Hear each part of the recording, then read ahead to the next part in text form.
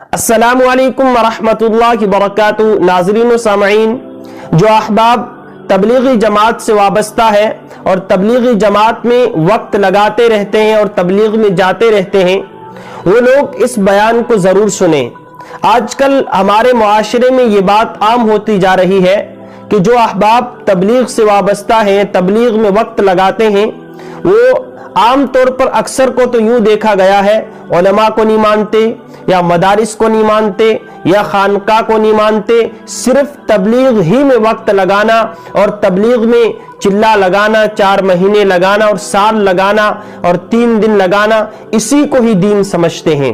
اور جو علماء بیچارے 10 15 سال تک محنت کر کے قرآن کی تفسیر سیکھتے ہیں، احادیث مبارکہ سیکھتے ہیں اور فقہ سیکھ کر لوگوں کے سامنے بیان کرتے ہیں، ان کی اہمیت ان کی نظر میں کچھ بھی نہیں ہوتی۔ جو لوگ تبلیغی جماعت ہی کو دین سمجھتے ہیں، وہ اس بیان کو پہلے ضرور سنیں اور جتنا ہو سکے اتنا اپنے تمام احباب میں آگے شیئر کریں۔ اور اس بیان کے بارے میں آپ کی کیا رائے ہے، ہمیں کامنٹ باکس میں ضرور بتائیں۔ آپ اس بیان کو پورا ضرور سنیں۔ زمانہ کہاں سے چلا گیا، امت کے ہمارے لوگ عالم عرب کے عرب نوجوان کیا کیا فکریں کر رہے ہیں، اور ہم آج مدرسے والے تبلیغ پر، تبلیغ والے مدرسے پر، یہ دونوں مل کے خانقاہ پر کیا بکواس ہو رہی، کہاں لگے ہوئے ہیں۔ ہماری گفتگو کا موضوع یہی ہے کہ یہ کام افضل، یہ کام افضل، یہ بیکار اور وہ بیکار۔ خدا پاک کی قسم، جتنی مرتبہ تم ان فضول باتوں پر بات کرو گے، اتنی مرتبہ تم اللہ سے زبان حال سے یہ کہتے ہو کہ اللہ ہمیں جنت نہیں چاہیے، ہمیں جہنم چاہیے۔ یہ باتیں کرنے کی ایک ایک لمحہ قیمتی ہے، ایک ایک سیکنڈ قیمتی ہے۔ اپنی زبان کو ٹھیک سے بات کرو، استعمال کرو، یا کچھ کام کر سکتے ہو کرو، ورنہ خاموش تو رہو۔ کام کرنے والوں کے دل تو مت توڑو۔ جانتے ہو کہ جو علماء کتابیں لکھتے ہیں، جو علماء فتوے لکھتے ہیں، جو علماء قرآن اور بخاری کا درس دیتے ہیں، انہوں نے اپنی جوانیوں کی بہترین راتیں، تم تو اپنی بیویوں سے لطف اندوز ہوا کرتے تھے، اور وہ نوجوان علماء اپنی جوانیوں کی بہترین راتوں کو کتابوں کے ساتھ گزارتے تھے، تب وہ اس قابل ہوئے ہیں کہ وہ قرآن کا درس دے رہے ہیں۔ تم کو قرآن کا درس حقیر معلوم ہوتا ہے، جہالت کی انتہا ہے۔ ایک گشت کر لیا اور سمجھے کہ ہم دین کے ٹھیکیدار ہو گئے، بدترین درجے کی جہالت ہے۔ اس کا کوئی تعلق تبلیغ سے نہیں ہے۔ حضرت مولانا الیاس رحمۃ اللہ علیہ کے دامن اس سے پاک ہے، حضرت مولانا یوسف کا دامن اس سے بالکل پاک ہے۔ جانتے ہو حضرت مولانا الیاس کو، وہ تبلیغ کے ذمہ دار ہو، تمہیں پتہ ہی مولانا الیاس رحمۃ اللہ علیہ کون تھے؟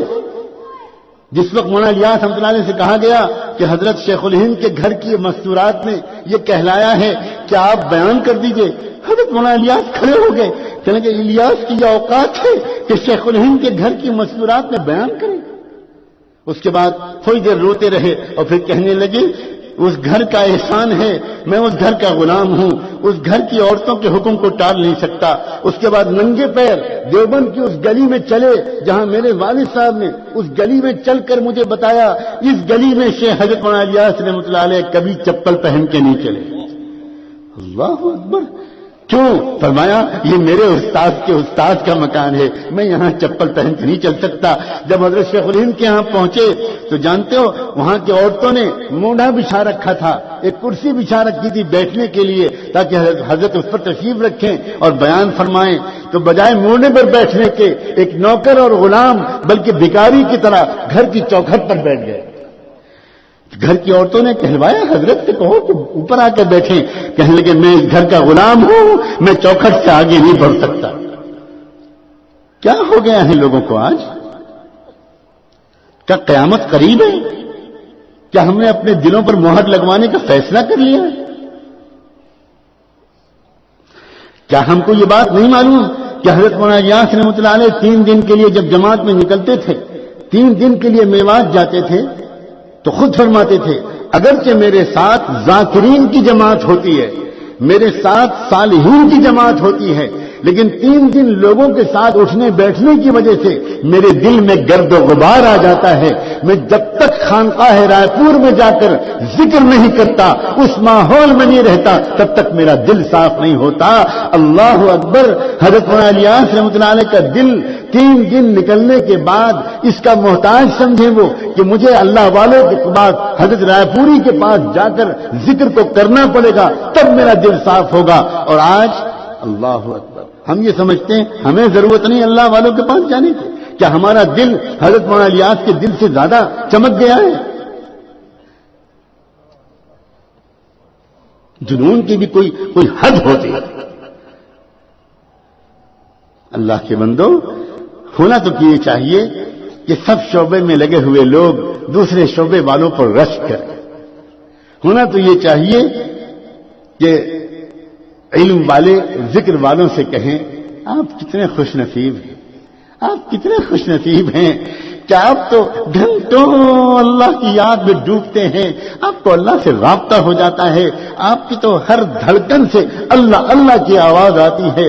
ہم لوگ تو مسئلے مسائل پڑھانے میں لگے رہتے ہیں، کتابیں پڑھانے میں لگے رہتے ہیں. آپ ہمارے لیے دعا کر دیں.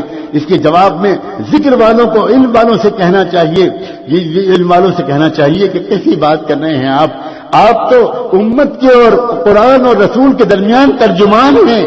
آپ کو اللہ نے چنا ہے حضور کی مرضی کو عوام تک پہنچانے کے لیے، طلبہ تک پہنچانے کے لیے. آپ قال اللہ و قال رسول کے ترجمان ہیں، آپ بڑے محسن ہیں، آپ نائب رسول ہیں. ہمیں آپ پر رشک آتا ہے.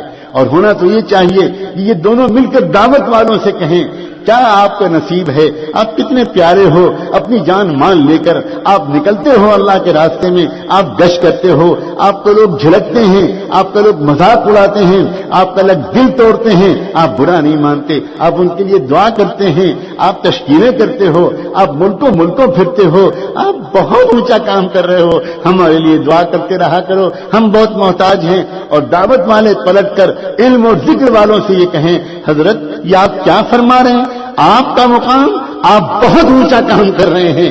آپ تو العلماء ورثۃ الانبیاء، آپ تو انبیاء علیہ السلام کے وارث ہیں.